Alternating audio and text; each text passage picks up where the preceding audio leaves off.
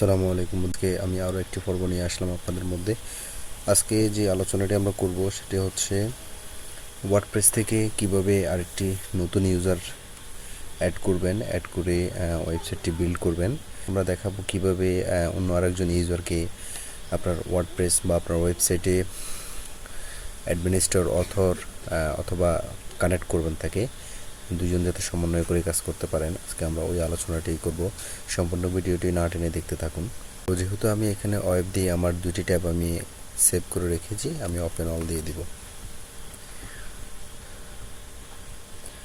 Open all দেওয়ার পর আমার এখানে ওয়েবসাইটটি ভিজিটর হিসেবে দেখছি। আমার user ID, WordPress user name এবং পাসওয়ার্ড দিয়ে লগ ইন করে ফেলব। লগ ইন করে ভিতরে প্রবেশ করব। ড্যাশবোর্ডে চলে এসেছি। ড্যাশবোর্ডে আসার পর আজকে আমি দেখাবো কিভাবে ওয়ার্ডপ্রেসে আরেকজন ইউজার অ্যাড করবেন, এটি আজকে দেখাবো। সো আমরা প্রথমে চলে যাব ইউজারে যাব। ইউজারে যাওয়ার পর অ্যাড নিউতে যাব। অ্যাড নিউতে যাব। অ্যাড নিউতে আসার পর অ্যাড নিউ ইউজার এখানে দেখাচ্ছে। সো প্রথমে আমরা যেটা করব সেটা হচ্ছে এখানে আমরা ইউজার নেমটি দিয়ে দিব। তো যেহেতু আমি আমার মেলকে আরেকটি মেল অ্যাড্রেস অ্যাড করব, আপনারা চাইলে যে কোনো কাউকে অ্যাড করতে পারবেন।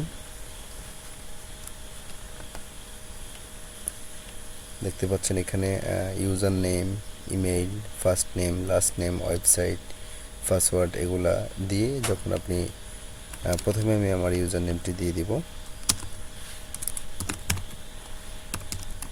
এরপর আমি আমার মেলটি দিয়ে দিব। আমার মেল হচ্ছে এটি। আমি ইউজার নেমটি দিয়ে দিব, এরপর লাস্ট নেম দিয়ে দিব।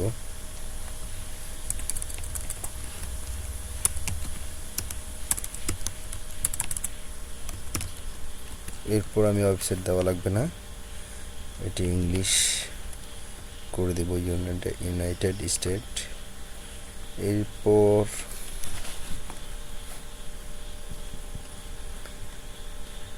জেনারেট পাসওয়ার্ড, এখানে একটি পাসওয়ার্ড দিয়ে দিব। তো আমি একটি আমার মতো করে দিয়ে দিব।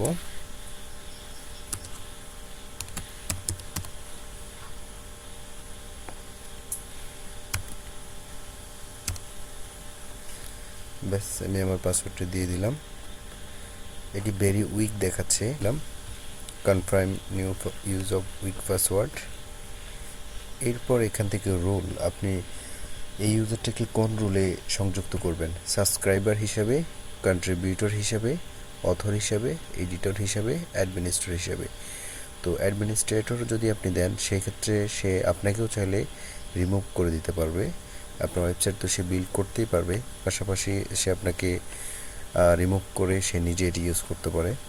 তো অ্যাডমিনিস্ট্রেটর যেটি রয়েছে এটি সবাইকে দেওয়া যাবে না। যারা একেবারেই একান্ত লোক, যার প্রতি আপনার বিশ্বাস রয়েছে, তাকে এটি অথরিটি দিবেন। পাশাপাশি এডিটর দিতে পারেন। আপনার ওয়েবসাইটে খুঁটিনাটি সকল কিছু সে কাজ করতে পারবে। অথরকে দিলেও সে কাজ করতে পারবে, কন্ট্রিবিউটরকে সে কাজ করতে পারবে। অথচ আপনি যদি অ্যাডমিনিস্ট্রেটরটা দেন তাহলে সেক্ষেত্রে সে আপনাকেও ইউজ করার ক্ষমতা রাখে। আর বাকিগুলো দিলে সমস্যা হবে না, সেক্ষেত্রে সাবধানতা বজায় রাখবেন। তো যেহেতু আমি এটা আমার নিজেরই আরেকটা ইমেল, আমি আপনাদেরকে জাস্ট দেখানোর জন্য এটি করছি, সেহেতু আমি অ্যাডমিনিস্ট্রেটর করে দিয়ে আমি অ্যাড নিউ ইউজারে ক্লিক করব। ক্লিক করার পর এটি আমার সংযুক্ত হয়ে গিয়েছে, অ্যাডমিনিস্ট্রেটর হিসেবে এটা রয়েছে। তো সো আমি এখন যেটা করব, আপনাদেরকে এটি লগ ইন করে আবারও দেখাবো। আমি প্রথমে এটিকে লগ আউট করে দিব। আমার ওয়ার্ডপ্রেসটিকে লগ আউট করে দিব। Log out.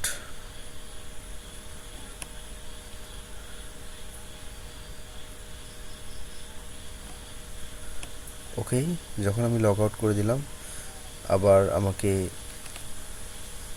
লগ ইন পেজে নিয়ে আসলো। তো লগ ইন পেজে যখন আসলো আমি আমার নতুন ইউজার নেম এবং পাসওয়ার্ডটি দিয়ে দিলাম। এরপর আমি লগ ইন করে ফেলবো। লগ ইন করার পর আমার যে নতুন ইউজার রয়েছে সে এইভাবেই এন্টারিং করতে পারবে। আশা করি বুঝতে পেরেছেন।